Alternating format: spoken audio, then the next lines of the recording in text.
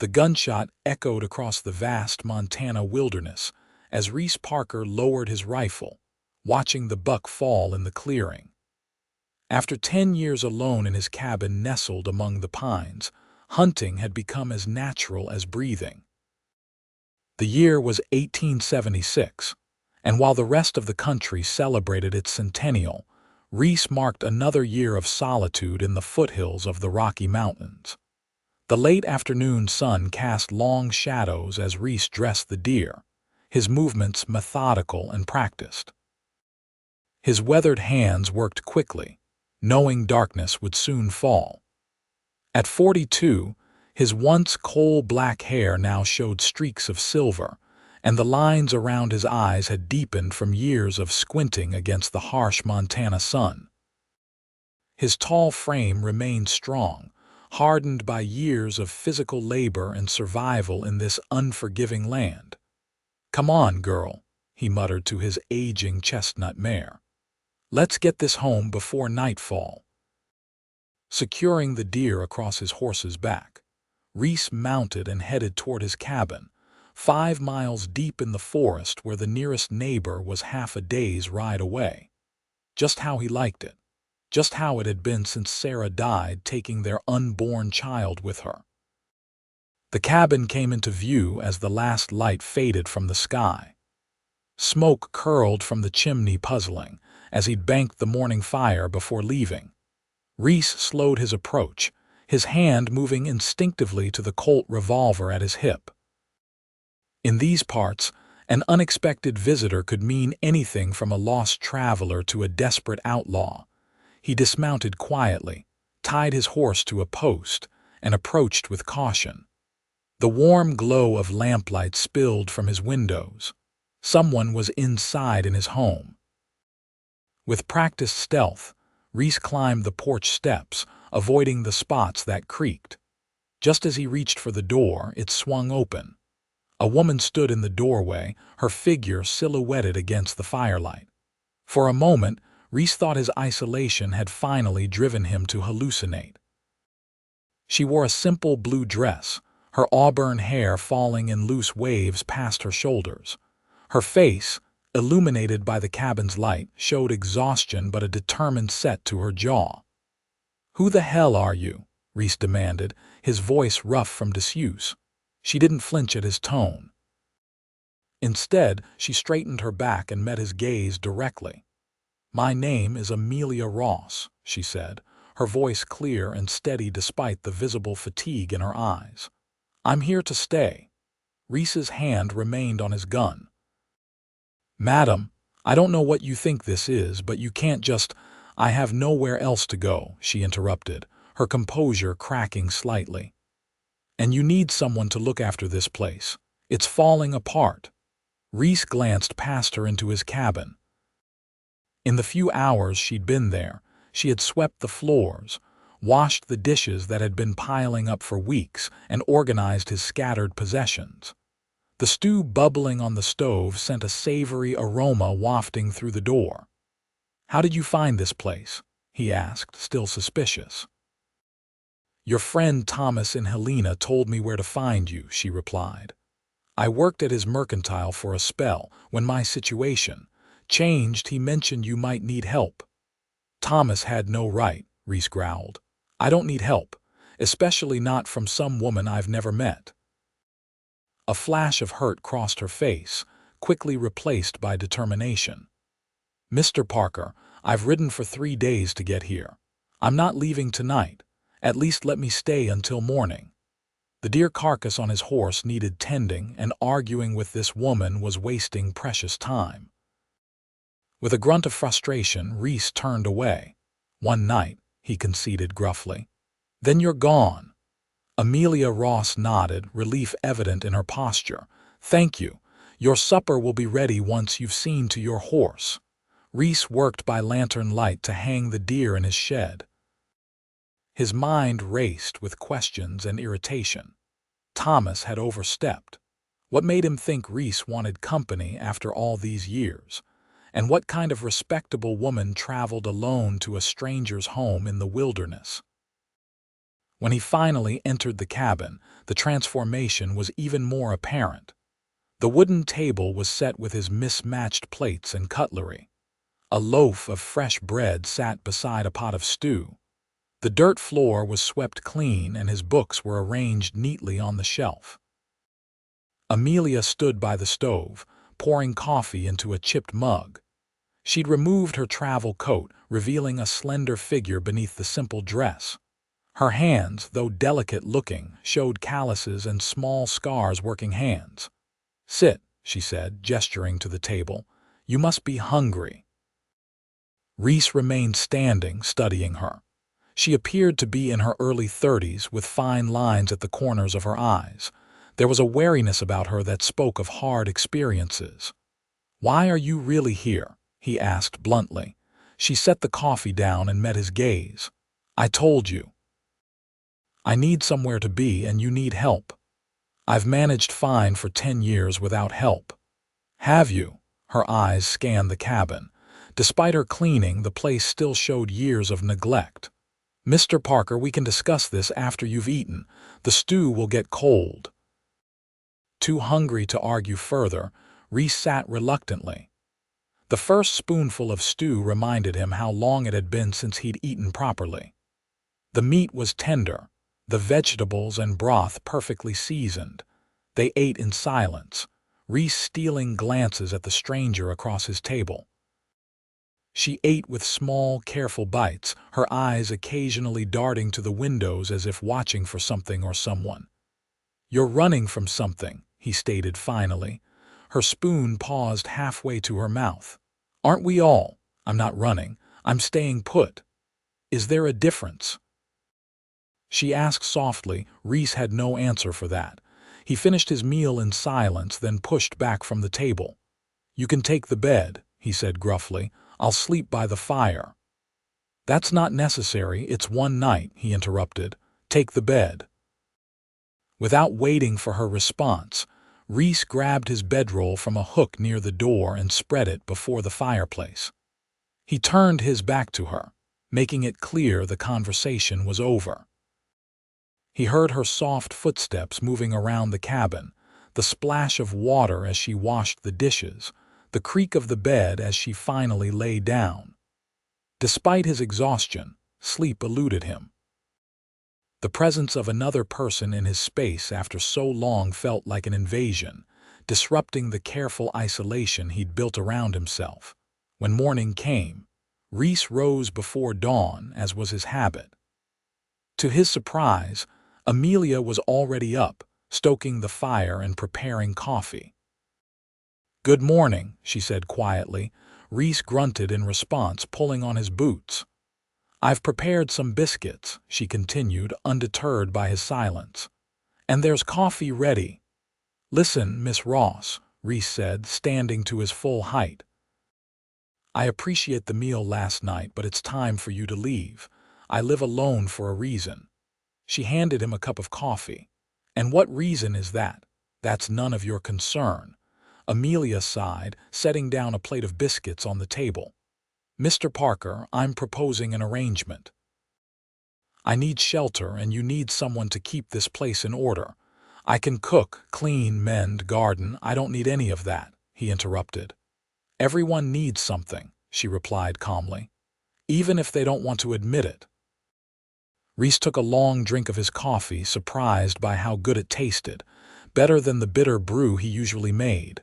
"Where are you from?" he asked. "Originally, St. Louis. More recently, Helena." "And why can't you go back?" A shadow crossed her face. "My husband died 2 years ago. Left me with debts. I worked at Thomas's store to pay them off, but—" she hesitated. "Let's just say I've worn out my welcome in Helena." There was more to the story, Reese was certain, but he didn't press. It wasn't his business anyway. "I'm sorry about your husband," he said awkwardly. "But that doesn't change things. I don't need a housekeeper or whatever you're offering to be." "I'm offering to be useful," she replied, a hint of irritation finally showing. "And from what I can see, this place could use it." Reese glanced around his cabin. It was true that years of bachelor living had left their mark. The roof leaked in 3 places. The windows needed recaulking. His clothes were patched poorly by his own hand. 2 weeks, he found himself saying. You can stay 2 weeks, then we'll see. Relief washed over her face. Thank you, Mr. Parker. Reese, he corrected. If you're staying, might as well use my name. Reese, she repeated with a small smile. And I'm Amelia. For the first time in 10 years, Reese shared his breakfast table with someone else. It felt strange, intrusive, and yet, as he watched Amelia butter a biscuit with precise movements, something else stirred within him. Something he'd thought long dead. Curiosity. Over the next few days, Reese maintained his distance as much as possible. He left at dawn to hunt, check his traps, or work on clearing a new field, returning only when necessary. But each time he came back to the cabin, he found it further transformed. On the 3rd day, he returned to find his shirts and pants mended, the holes and tears so expertly fixed he could barely see the stitches. On the 5th day, the persistent leak above his bed had been repaired, and the windows no longer whistled with every breeze. By the end of the 1st week, a small vegetable garden had appeared behind the cabin, the seedlings protected from deer by a makeshift fence. Amelia had found his neglected tools and put them to use, displaying a practical knowledge that surprised him. They settled into an uneasy routine. Breakfasts and suppers were shared in relative silence, broken only by practical discussions about supplies or work that needed doing. Reese answered her questions about the property with brief explanations, while she volunteered little about her past. It was during the evening of the 10th day that the routine broke. A spring storm had rolled in unexpectedly, bringing heavy rain and wind that howled around the cabin. Reese had returned early, soaked to the skin and irritable. Amelia had taken one look at him and pointed to the chair by the fire. "You'll catch your death," she said, retrieving a blanket. "Take those wet clothes off." Reese raised an eyebrow. "I beg your pardon." A faint blush colored her cheeks, but her practical tone didn't waver. "You know what I mean. Change behind the screen. I'll hang your things to dry." Too cold to argue, Reese did as instructed, emerging in dry clothes to find a steaming mug of something that wasn't coffee waiting for him. "What's this?" he asked, sniffing suspiciously. "Tea with whiskey and honey," she replied. "My father's remedy for warding off illness." Reese took a tentative sip, the warmth spreading through his chest. "Your father a doctor, a farmer," she said, sitting across from him with her own cup. "But he knew a thing or two about keeping healthy through Illinois winters." "Illinois to St. Louis to Helena," Reese mused. "You've moved around. Life rarely goes as planned," she said with a small smile. "I imagine you didn't plan to end up alone in the Montana wilderness either." The directness of her observation caught him off guard. "No," he admitted. "I didn't." The fire crackled between them, casting dancing shadows across the cabin walls. Outside, the rain lashed against the windows, but the repairs Amelia had made held firm. "Why did Thomas send you here?" Reese asked suddenly. Amelia's fingers tightened around her cup. "He said you were a good man who'd been alone too long. Said you might not welcome me at first, but you wouldn't turn away someone in need." "And are you in need?" She met his gaze steadily. "Yes." "What happened in Helena, Amelia?" She looked away into the flames. For a moment he thought she wouldn't answer. "After my husband died," she began slowly, "I discovered he'd borrowed money from some unsavory people. I worked at the mercantile to pay it back, but—" She paused, taking a deep breath. "One of the men decided the debt could be settled another way." Understanding dawned on Reese. "He threatened you." "Worse," she said quietly. "He's the mayor's son. When I refused him, he accused me of theft. No one would take my word over his." "So Thomas helped you escape?" She nodded. "He gave me supplies and directions to your cabin." Said you lived far enough away that no one would think to look here. Reese stared into his cup, absorbing her story. It explained her wariness, the way she sometimes startled at unexpected sounds. "The 2 weeks are almost up," she said, breaking the silence. "I know you want me gone, but I'm asking you to reconsider. I have nowhere safe to go." The rain beat harder against the roof. Reese thought about the changes to his cabin in just 10 days, not just the physical improvements, but the unsettling shift in his own routine. The quiet anticipation he felt returning home each evening, knowing someone would be there. "It wouldn't be proper," he said finally. "A woman living alone with a man she's not married to." "There's no one out here to judge propriety," she countered. "Unless you're worried about your reputation with the deer and bears." The unexpected humor made his lips twitch. "You've got a sharp tongue when you want to." "Only when necessary," she replied, a hint of a smile warming her eyes. Reese set his empty cup down. "You can stay until the end of summer," he decided. "By then, the search for you will have died down. You can move on safely." Relief washed over her face. "Thank you. But," he added firmly, "we need some rules. This is still my home." "Of course," she agreed quickly. "What did you have in mind?" "Your space is yours, mine is mine. We keep to ourselves as much as possible." Something like disappointment flickered across her face, but she nodded. "Anything else?" Reese considered for a moment. "If anyone comes looking, you're my widowed sister, staying temporarily." "That's sensible," she agreed. "Is there anything I should know about you?" In case I'm asked, the question caught him off guard. What was there to know about him after 10 years of solitude? "I came from Pennsylvania," he said finally. "Fought for the Union, came west after the war. My wife died in childbirth 10 years ago. That's all anyone needs to know." Sympathy softened her features. "I'm sorry about your wife." "It was a long time ago," he said gruffly, standing. "I'm turning in. Storm's not letting up tonight." Amelia watched him retreat behind the privacy screen that divided the cabin's sleeping area from the main room. "Good night, Reese," she said softly. He didn't respond, but as he lay in bed listening to her quiet movements as she banked the fire and prepared for sleep herself, Reese realized something unsettling. For the first time in a decade, the crushing silence of his isolation had been broken, and he wasn't entirely sure he wanted it back. As spring yielded to summer, the boundaries Reese had established began to blur. Conversations over meals grew longer, silences more comfortable. He found himself sharing knowledge about the land, pointing out which mushrooms were safe to gather, teaching Amelia to identify animal tracks, showing her how to repair the cabin's stone foundation. In turn, she brought life back to areas of the homestead he had neglected.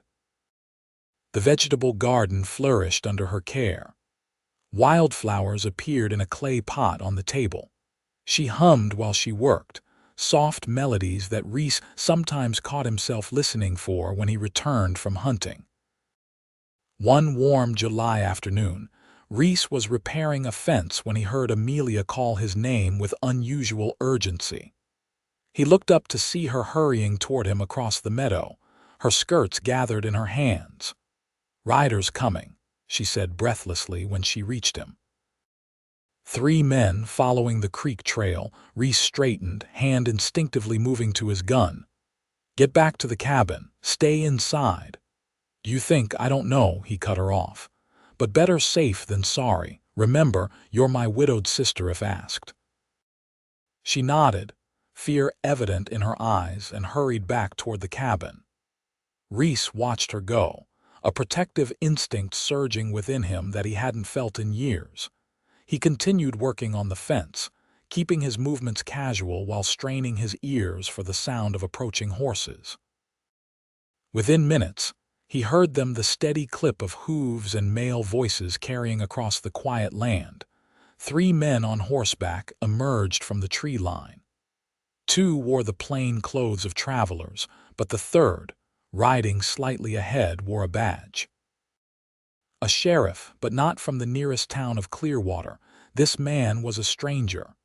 "Afternoon," the sheriff called as they approached.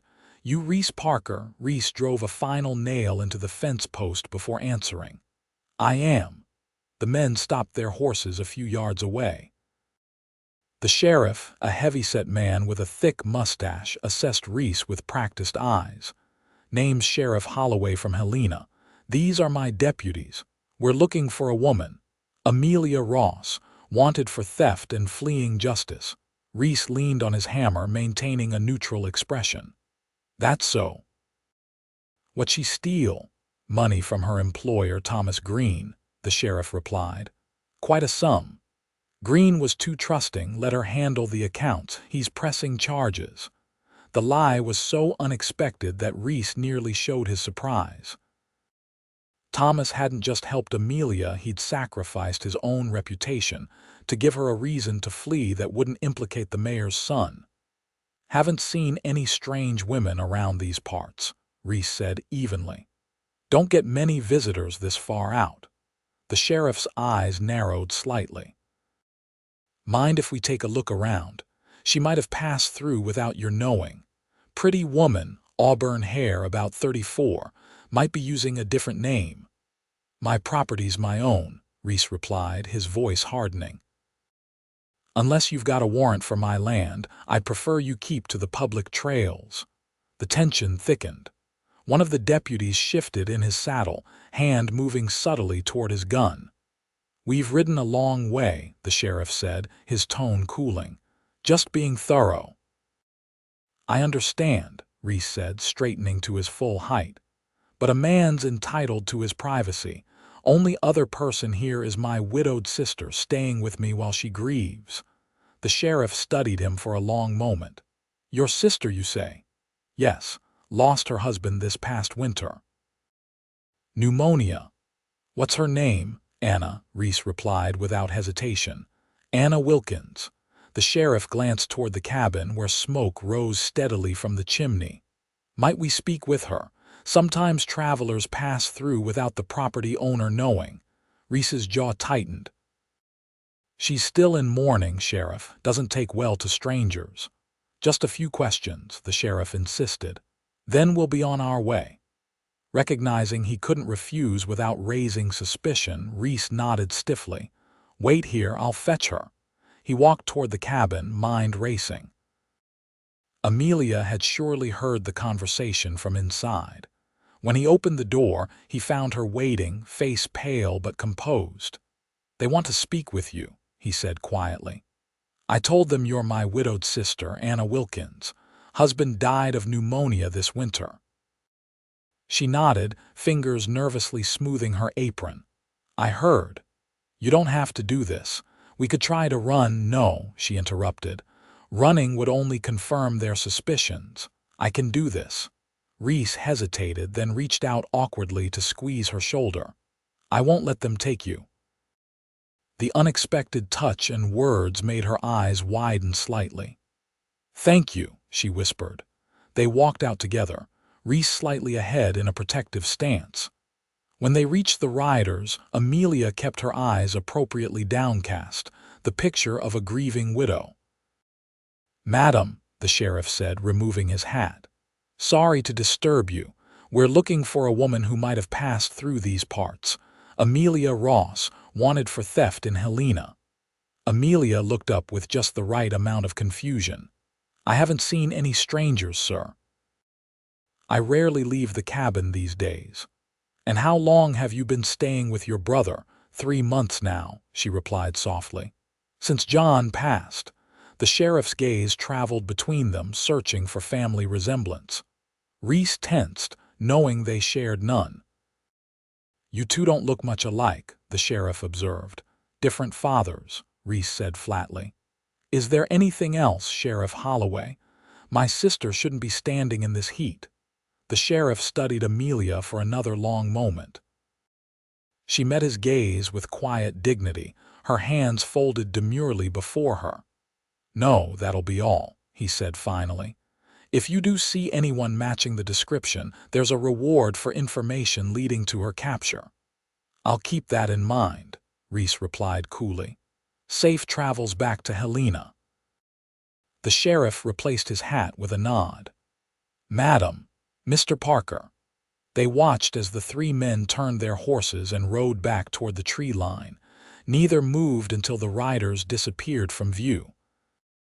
Only then did Amelia release a shuddering breath, her composed facade crumbling as she pressed a hand to her mouth. "They're looking for me," she whispered. "They came all this way." "It's the mayor's son," Reese said grimly. "He must have influence beyond Helena." "Thomas," she said, her voice breaking. "He lied for me, said I stole from him." "He gave you a reason to run that wouldn't expose the real culprit," Reese agreed. "Smart man." Amelia wrapped her arms around herself. "What if they come back with a warrant?" Reese looked down at her, at the fear in her eyes and the strength beneath it. Something fierce and protective surged through him. "They won't take you," he said firmly. "I give you my word." She studied his face as if searching for the truth of his promise. Whatever she saw there seemed to reassure her, because the tension in her shoulders eased slightly. "Thank you," she said softly, "for protecting me." The words hung between them, weighted with meaning beyond the immediate danger. For 10 years, Reese had protected nothing but his solitude. Now, he stood ready to defend this woman who had arrived uninvited at his door just months ago. "We should get back," he said, uncomfortable with the emotion stirring within him. "They might circle back to watch the cabin." They walked in silence to the house, both aware that something fundamental had shifted between them. The fragile boundary Reese had tried to maintain had been breached by shared danger and the promise of protection. That night, as they sat by the fire after supper, Amelia broke the contemplative silence. "Tell me about her," she said softly. "Your wife." Reese stiffened, his hands pausing in the act of cleaning his rifle. "Why?" "Because she's part of who you are," Amelia replied. "And because I've been living in your home for months now, and all I know is that you lost her 10 years ago."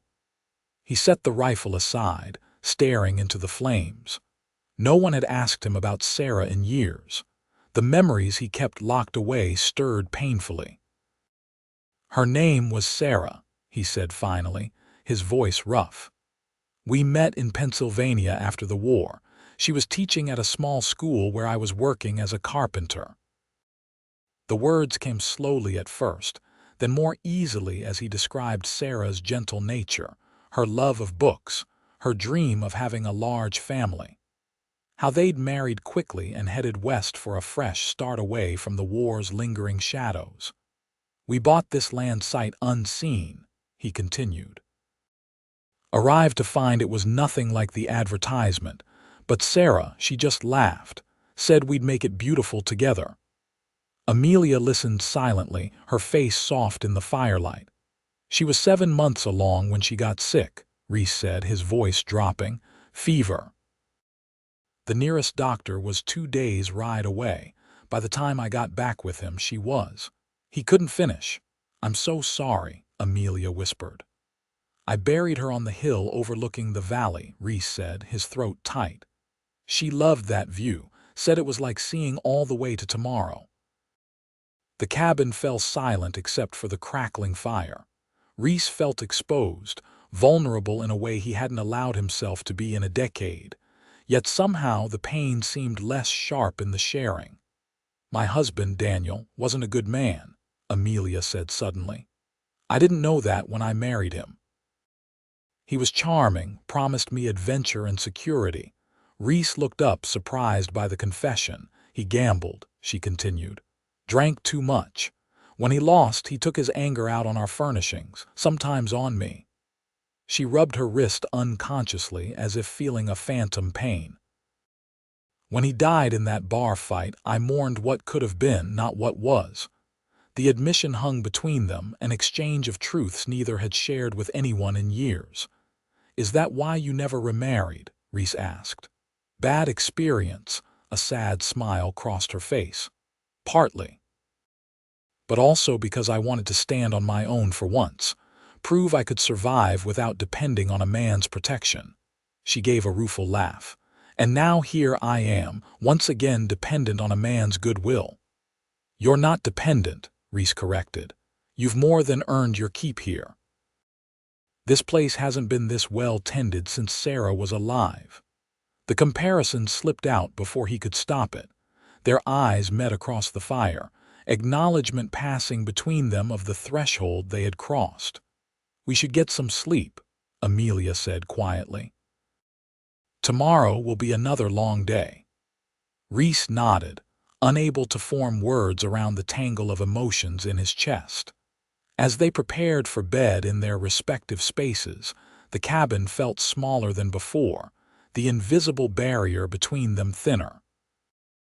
That night, Reese dreamed of Sarah for the first time in years. But in the dream, her face kept shifting, blurring into Amelia's features until he could no longer tell them apart. The summer days grew longer and hotter.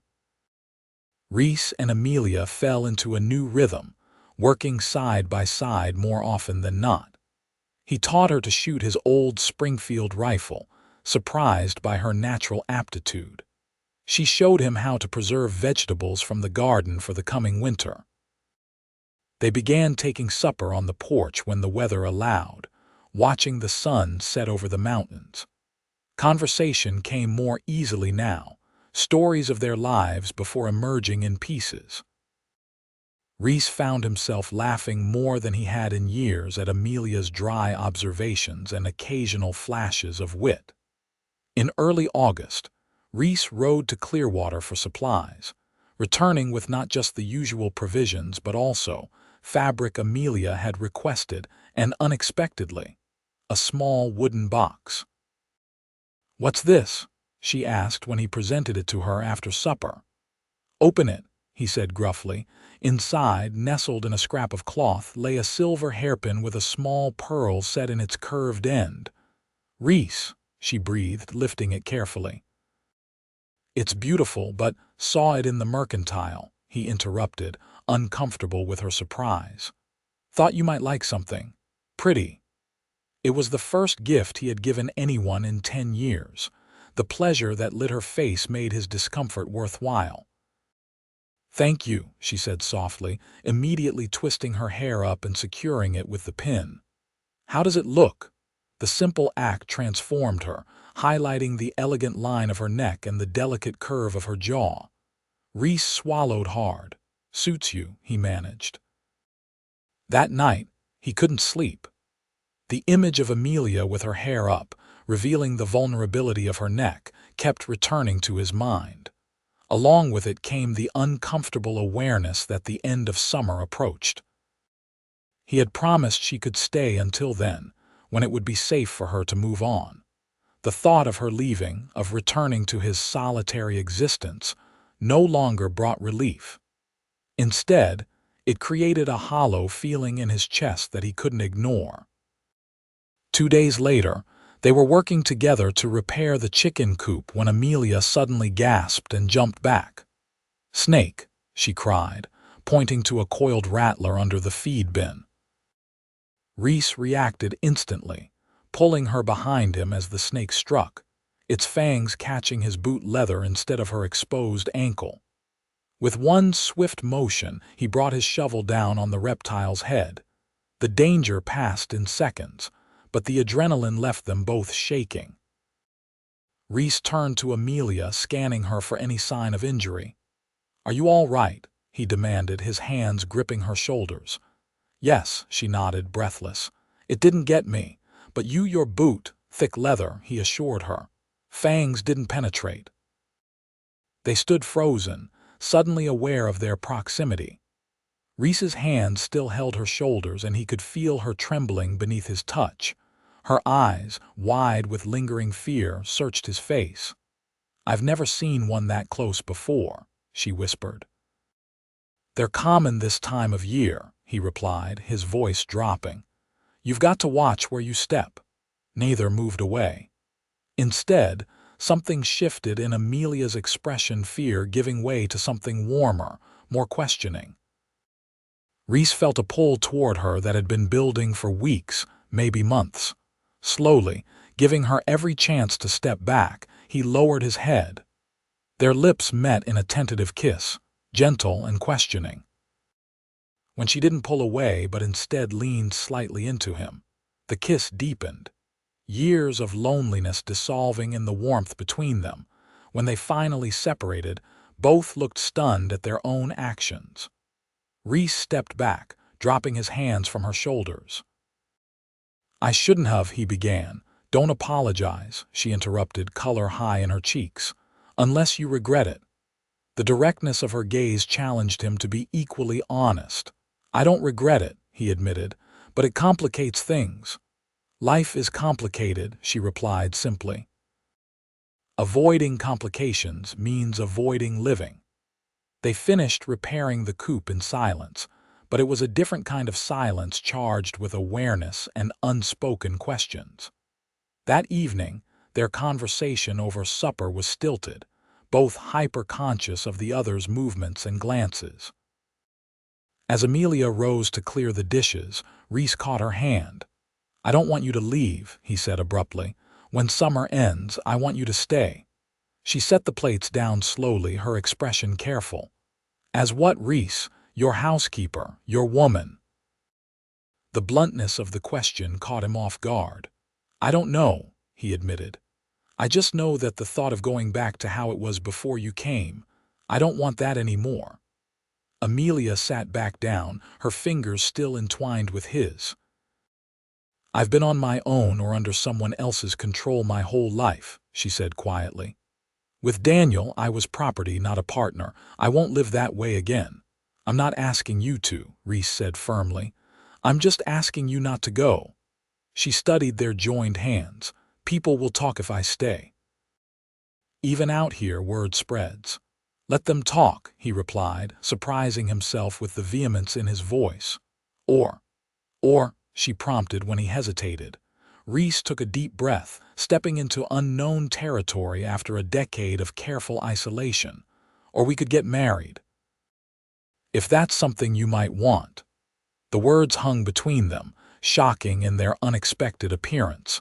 Reese hadn't planned to propose, hadn't even consciously acknowledged that his feelings had grown so deep. Yet now that the words were spoken, he felt their rightness. Amelia's eyes widened.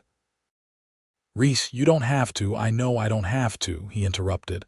"I want to, not just for propriety's sake, because I think we could build something good here together." He paused, suddenly uncertain. "Unless I've misread everything." A slow smile spread across her face, brightening her eyes. "You haven't misread anything," she said softly. "But marriage is a big step from one kiss and a few months of shared meals." "We're neither of us young fools," Reese pointed out. "We know what matters in a partnership: respect, trust, shared work." He hesitated, then added more quietly, "affection." "Is that what you feel for me?" she asked. "Affection?" The challenge in her tone made him meet her eyes directly. "I feel more for you than I've allowed myself to feel for anyone in 10 years, he said honestly. "I don't have pretty words for it, but I know I want you in my life, Amelia. Permanently." She rose from her chair and moved around the table until she stood before him. Taking his weathered hands in hers, she studied them thoughtfully. "Yes," she said simply. "Yes. Yes, I'll marry you," she clarified, her smile widening at his stunned expression. "But not because I need protection or a roof over my head. I'll marry you because in these months you've shown me what a true partner might be. And because when you kissed me today, I felt something I thought I'd never feel again: hope." Reese stood, pulling her gently into his arms. This second kiss was different, confident, a promise rather than a question. When they parted, he rested his forehead against hers. "We'll ride to Clearwater next week," he murmured. "Find the preacher." "So soon?" she asked, though her tone held no objection. "I've wasted 10 years already," he replied. "Don't see the sense in wasting more time." Their wedding took place on a bright September morning in Clearwater's small white church. The ceremony was simple, with only the preacher, his wife, and a few curious townspeople as witnesses. Amelia wore a new dress of deep blue, her hair arranged with the pearl pin Reese had given her. Reese had shaved his beard and donned his only good shirt, looking years younger without the usual shadow on his jaw. The preacher, a kind-faced man named Reverend Tompkins, seemed delighted to perform a wedding rather than a funeral for once. As he pronounced them husband and wife, Reese felt a weight lift from his shoulders, the burden of solitude he had carried for so long. They spent the night at Clearwater's small hotel, their first time sharing a bed. The initial awkwardness dissolved in tender discovery, two people finding their way back to intimacy after years of emptiness. In the quiet aftermath, Amelia traced the scars on Reese's chest, battle souvenirs from a war long past. "Does it bother you?" he asked, self-conscious under her exploring fingers. "No," she replied truthfully. "They're part of your story, just as mine are part of me." She guided his hand to a thin scar along her ribs, a permanent reminder of Daniel's cruelty. Reese pressed his lips to the mark, a silent promise that such harm would never come to her again. They returned to the cabin the next day, but it was no longer just Reese's retreat from the world. It was their home, and they set about making it reflect their shared future. Amelia hung new curtains in the windows. Reese built a larger bed to replace his narrow cot. Together, they cleared more land for an expanded garden and repaired the sagging front porch. As autumn painted the surrounding forest in brilliant hues, they established new routines. Mornings began with coffee shared on the porch, planning the day's work. Evenings ended with supper by firelight, sometimes followed by Reese reading aloud from one of his books while Amelia mended or knitted.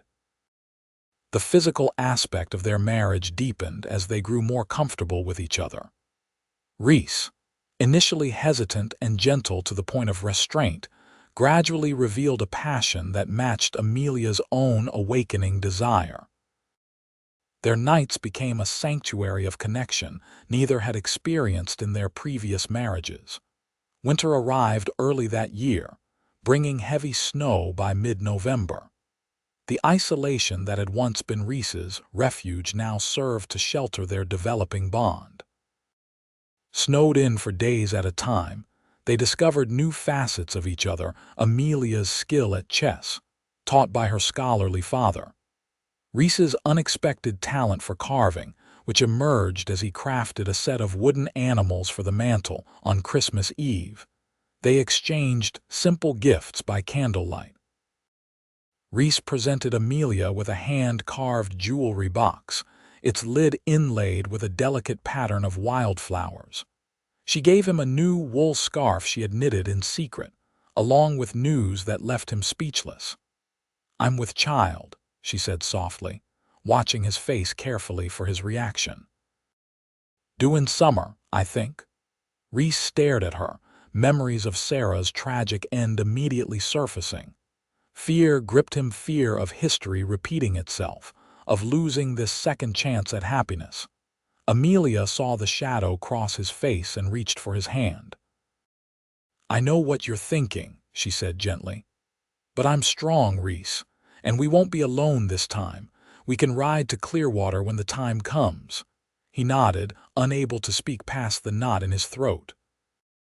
Pulling her into his arms, he held her tightly, his hand sliding to rest protectively over her still flat stomach. "I won't lose you," he whispered fiercely against her hair. "Either of you." The winter passed with Reese's protective instincts in full force.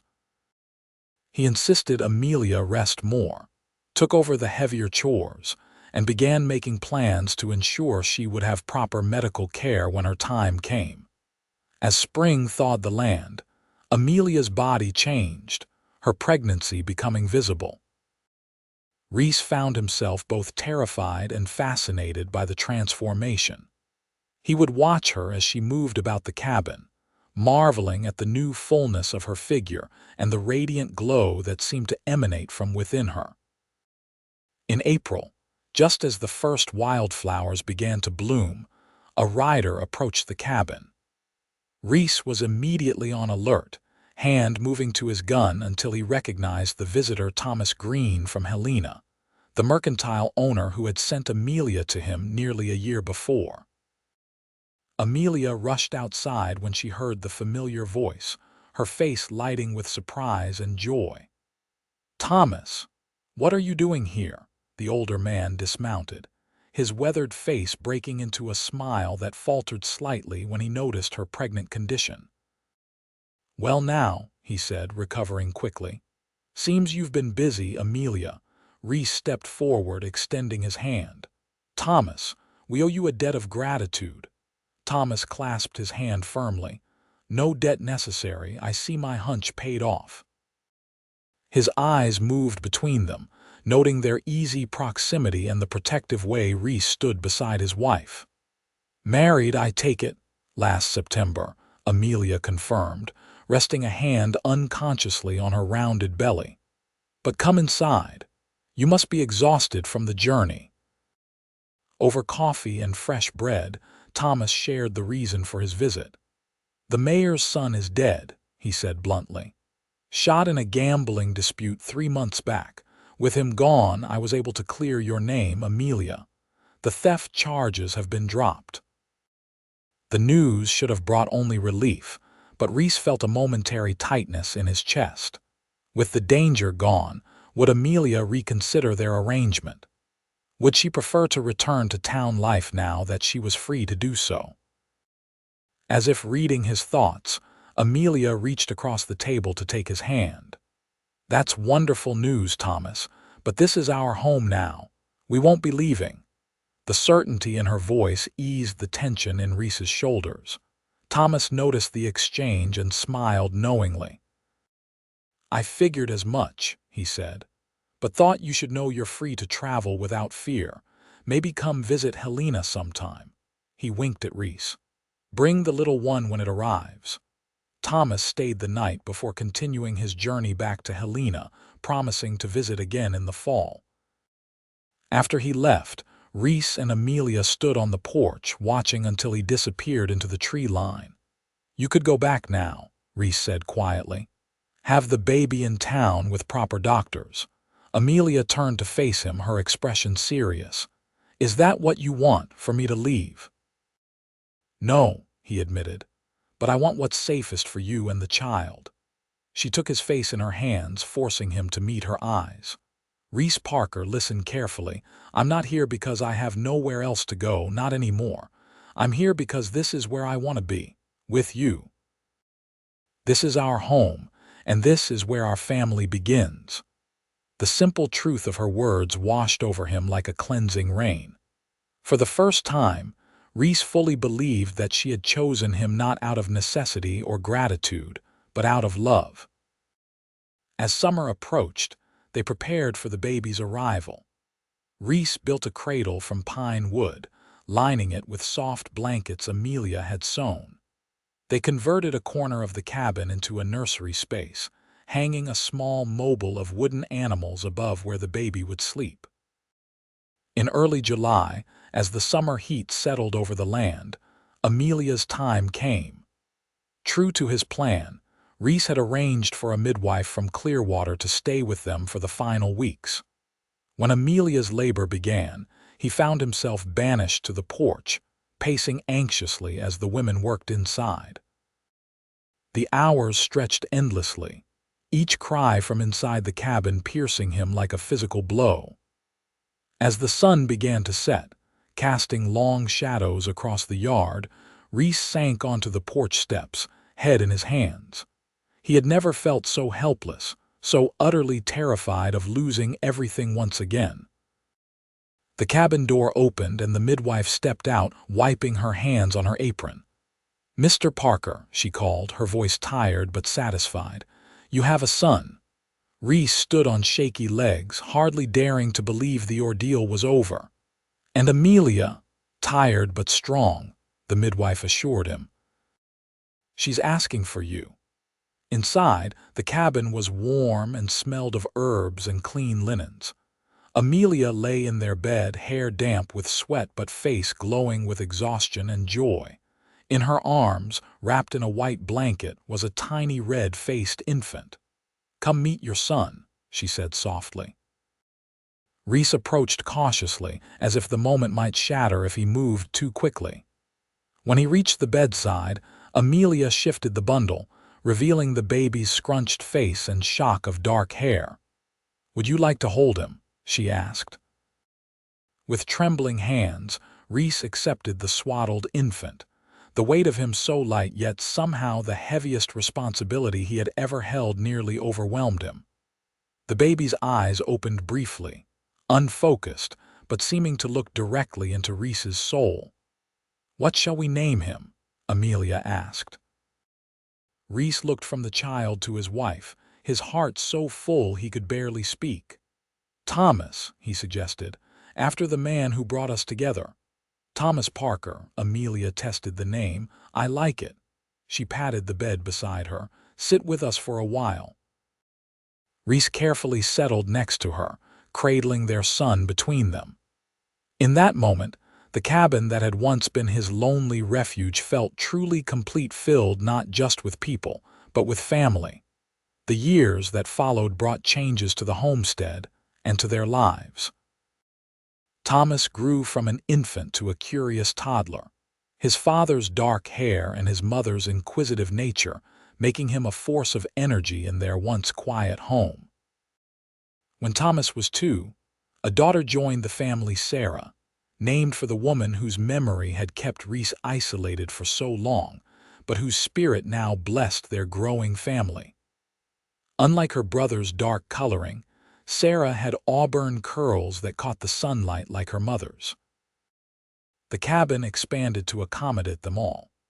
Reese added 2 new rooms, giving the children space of their own as they grew. The vegetable garden doubled in size, and they acquired more livestock, chickens, goats, and eventually a small herd of cattle that grazed the meadows. Clearwater grew as well, the railroad finally reaching it when Thomas was 5. The increased access to supplies and market for their excess produce improved their standard of living. Reese no longer had to hunt for every meal, though he still taught Thomas the skills of tracking and shooting as the boy grew old enough to learn. They made occasional trips to Helena, maintaining their friendship with Thomas Green, who became an honorary grandfather to the children. Each visit reminded Amelia of how different her life might have been, strengthening her appreciation for the home and family she and Reese had built together. As the children grew, so did Reese and Amelia's bond. The initial attraction that had surprised them, both had deepened into something neither could have imagined: a partnership built on mutual respect, shared labor, and a love that continued to reveal new facets with each passing season. On the 10th anniversary of Amelia's arrival at the cabin, Reese surprised her by taking her to the hilltop where he had buried Sarah long ago. The grave was now surrounded by wildflowers, tended regularly by Reese and later by Amelia, who understood the importance of honoring the past while embracing their present. 10 years, Reese said, standing beside her as they looked out over the valley that was their home. "When you knocked on my door that day, I had no idea how much would change." Amelia slipped her hand into his, their fingers interlacing with the familiar comfort of long companionship. "Are you glad I refused to leave?" Reese turned to her, the lines around his eyes now speaking more of laughter than loneliness. At 52, silver had completely replaced the black in his hair, but his frame remained strong and straight. Amelia, at 44, had her own touches of silver and laugh lines, her beauty matured rather than diminished by the passing years. "Every day," he answered honestly. "Even the days when Thomas breaks something or Sarah asks questions I can't answer." Amelia laughed, the sound carrying across the hillside. Especially those days. From below, they could see their children playing near the creek, Thomas now tall enough to reach the lower branches of the cottonwood trees, Sarah's voice carrying as she directed some elaborate game of her invention. "I was thinking," Reese said, his tone casual though the words had been carefully considered. "Maybe it's time we build a proper house. Something bigger, with a real parlor for entertaining and more bedrooms." Amelia raised an eyebrow. "Are you planning on more children at our age, Reese Parker?" He chuckled, shaking his head. "No, but the ones we have will grow up soon enough. Thomas might want to bring home a wife someday, and we could have guests without everyone tripping over each other." The suggestion revealed how far Reese had come from the solitary man who had resented even one visitor in his space. Now he was proposing a home designed for family gatherings and hospitality. "I'd like that," Amelia said, leaning against his shoulder. "Though I'll always have a fondness for our cabin." "We'll keep it," Reese decided. "Use it as a workshop or storeroom. It's seen too much to be torn down." They stood in comfortable silence, watching the golden afternoon light stretch across their land. So much had changed in 10 years, the wilderness tamed into productive fields, the empty cabin transformed into a home, the solitary man reborn as husband and father. "You ever regret it?" Reese asked suddenly. "Coming here that day, taking a chance on a stranger?" Amelia considered the question seriously, as she did all questions. "Not once," she answered. "I came looking for safety, but I found so much more. A true partner. A family. A home that's ours, not just mine or yours." Reese pulled her close, pressing a kiss to her temple.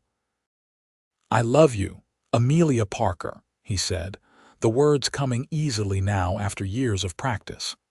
"Thank you for knocking on my door and refusing to leave." She smiled up at him, the same determination in her eyes that had been there that first day. "I told you I was here to stay," she reminded him. "I always keep my promises." From below, their children's voices called them home for supper. Hand in hand, they made their way down the hillside toward the life they had built together, a life neither could have imagined when fate and circumstance brought an isolated cowboy and a desperate woman together on a spring afternoon 10 years before. As they reached the cabin that had witnessed their beginning, Amelia paused on the porch, looking back at the path they had traveled, not just the physical distance from the hilltop, but the emotional journey from strangers to family. "I'm still here to stay," she said softly. Reese's hand tightened around hers. "So am I," he replied. "So am I."